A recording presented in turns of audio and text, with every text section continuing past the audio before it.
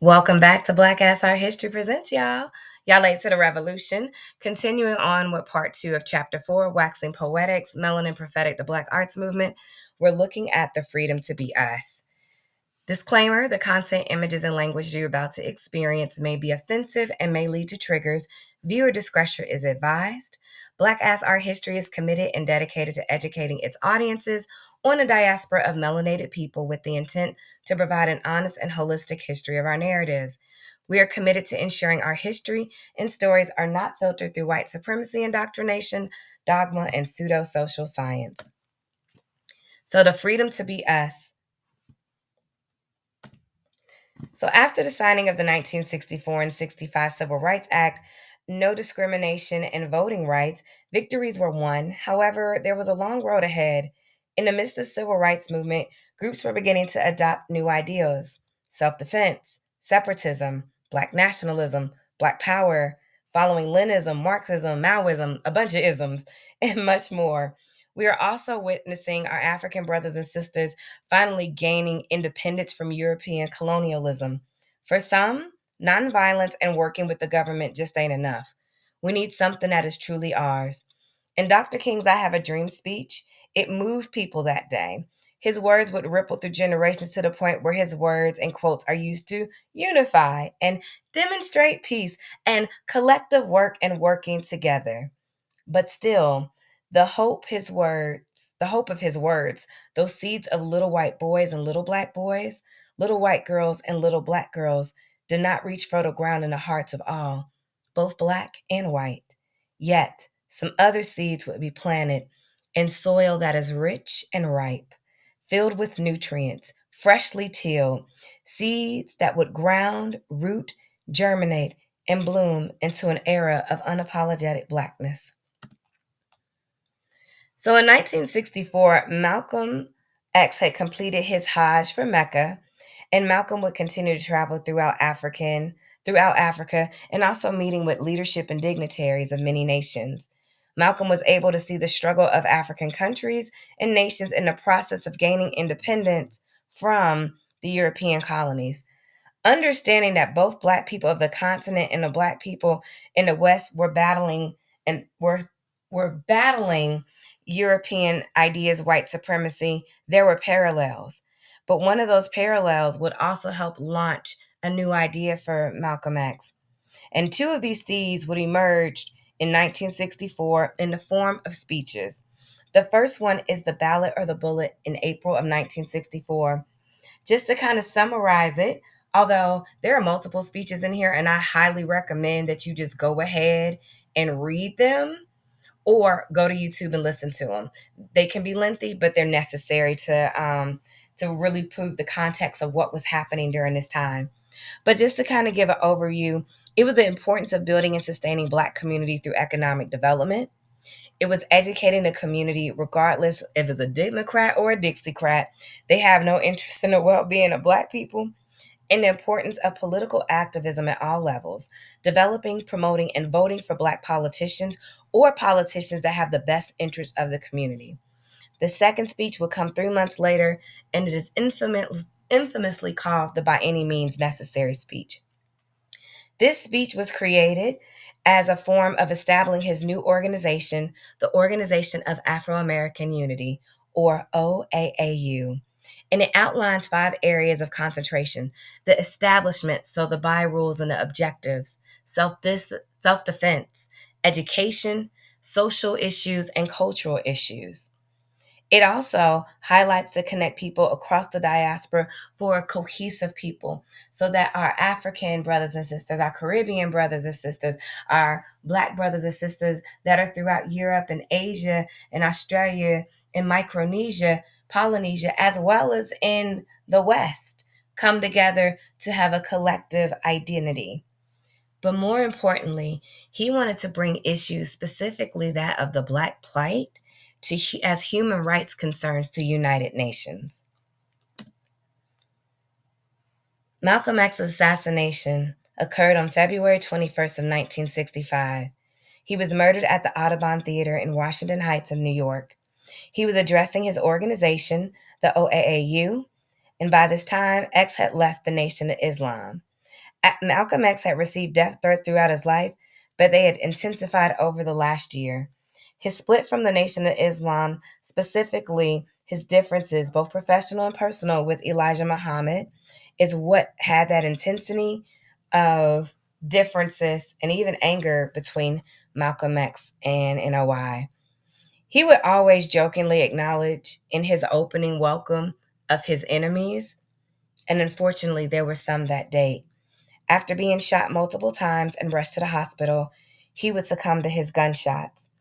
His murder rippled through all communities. Shock, fear, anger, pain, confusion, suspicion arose. However, his murder, along with the message by any means necessary, would lead to something, well, revolutionary. So let's talk about the Deacons of Defense in 1964 to 1968. They were founded in November of 1964 in Jonesboro, Louisiana, by Frederick Douglass Kilpatrick and Ernest Chilly Willie Thomas, and one of them was actually an ordained minister. However, after the assassination of Malcolm X, an affiliated chapter was formed on July 16th in 1965 in Bogalusa, Louisiana. So the organization was specifically for self-defense. It was protect Black people at all costs. Um, and it was specifically against the KKK and the police. Now, when activists, both Black and white, would be helping Black people with voter registration or demonstrations, they would protect everyone. And there were requirements to join too. They preferred former military backgrounds. You also had to be at least 21 years of age. They preferred married men, but most importantly, that they didn't have a reputation of having an ill temper or a hot temper. And they would often operate as the protection and security for Black leaders that practice nonviolence. So, two quick stories just to give you what these men were about. At one point, there was a community that was had Black students protesting to integrate a high school. Well, police showed up in excessive numbers with excessive force because they brought a fire truck. So a pickup truck pulls up. Four of the four of the deacons hop out, and as they're hopping out, they are loading their shotguns. What y'all want to do? The police would send the fire truck away. Another instance of the Deacons of Defense and their seriousness was when a library had recently been integrated. The KKK was burnt across, I believe, in front of the library. The next day, the deacons began to create these pamphlets, just, to let, white folks know that this won't be tolerated. And these pamphlets were distributed to white people in their homes by their Black domestic workers. The pamphlets were simple and said, "If you burn a cross, we will hunt you and kill you." There were no more cross burnings in those communities. Another person to know is Kwame Ture, formerly Stokely Carmichael, and baby, he was a tour de force. A Trinidadian raised in the U.S., Torres is considered as one of the forefathers of the Black Power movement. He was the head of the SNCC, Student Nonviolence Coordinating Committee, and he was an honorary minister of the Black Panther Party, and he was a leader in the AAPRP, which was the Afro American People Revolutionary Party. This was originally founded in Guinea in 1968 and was all about ensuring Black people had political and economic viability and more. Stokely, because of his brilliance, would also give a powerful speech on June 16th in 1966 in Memphis, Tennessee, where he says, "We've been saying freedom for 6 years and we ain't got nothing. We got to start saying now is Black power. We want Black power." The speech where Toure first uttered the Black power was at the end of a march that was called which was called the March Against Fear. The March Against Fear was actually started by James Meredith. It was a solo act, and he would march from Memphis, Tennessee to Jackson, Mississippi. This was in protest of his experiencing all the racism as the first African American to enroll at the University of Mississippi. Unfortunately, an assassination attempt was made on his life, and he was shot, so he could not march. But Black organizations like SNCC, SCLC, Deacons of Defense, and more would pick up the mantle. And just months later, we get the Black Panther Party for Self-Defense. This was founded October of 1966 by Dr. Huey P. Newton and Bobby Seale, where they actually met at Meredith College. And they would also be influenced by all the activism not only going on in their campus, but also at the University of California, Berkeley. They were influenced by the likes of Frantz Fanon, James Baldwin, E. Franklin Frazier, Marxism as well. The Black Panthers Party initial idea was to patrol the police that patrolled black neighborhoods. So they would follow the police as they were going through the black neighborhood just to make sure wasn't no ish popping off. But they would also establish the 10-point program. The 10-point program listed the demands of what we wanted for black people in the black community. This was originally written on October 15 in 1966 and was published in the second issue of the Black Panther Party newspaper.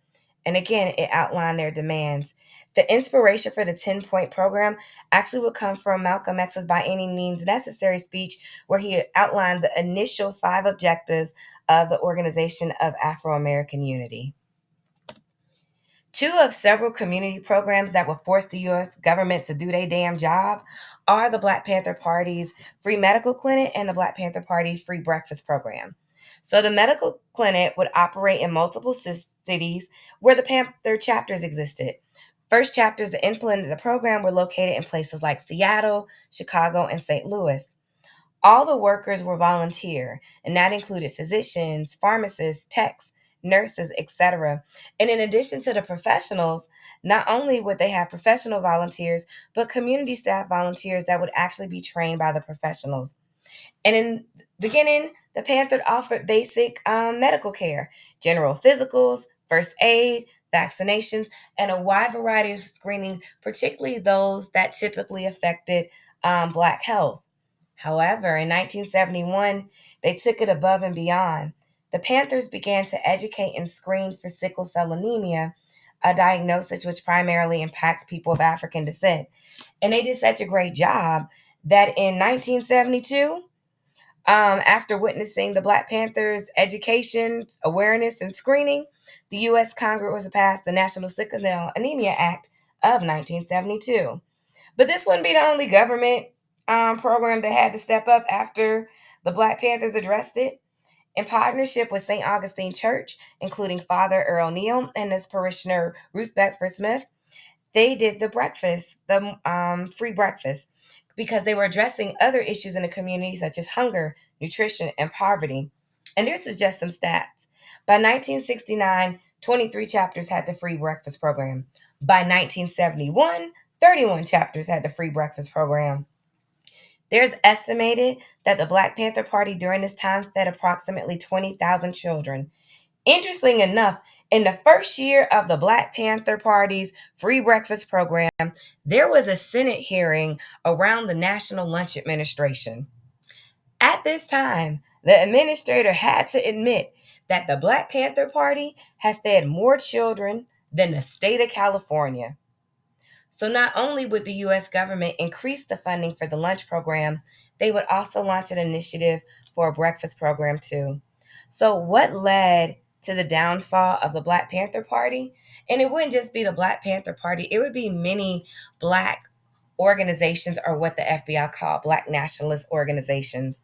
And this would be the Counterintelligence Program, which was founded by then director J. Edgar Hoover, and it started in 1956. People would be tracked, watched, recorded, phones tapped, you name it. And this program was originally to neutralize groups that disrupted a specific American order.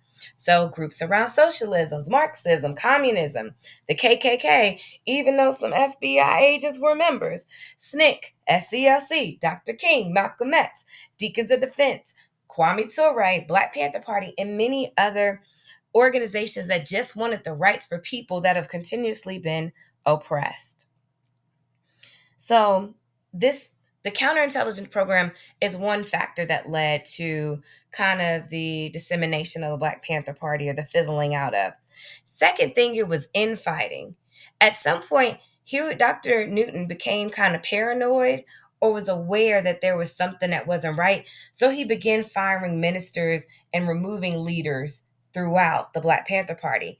The biggest split was when him and then Minister of Information and head of international section of the Panthers, Eldridge Cleaver, split.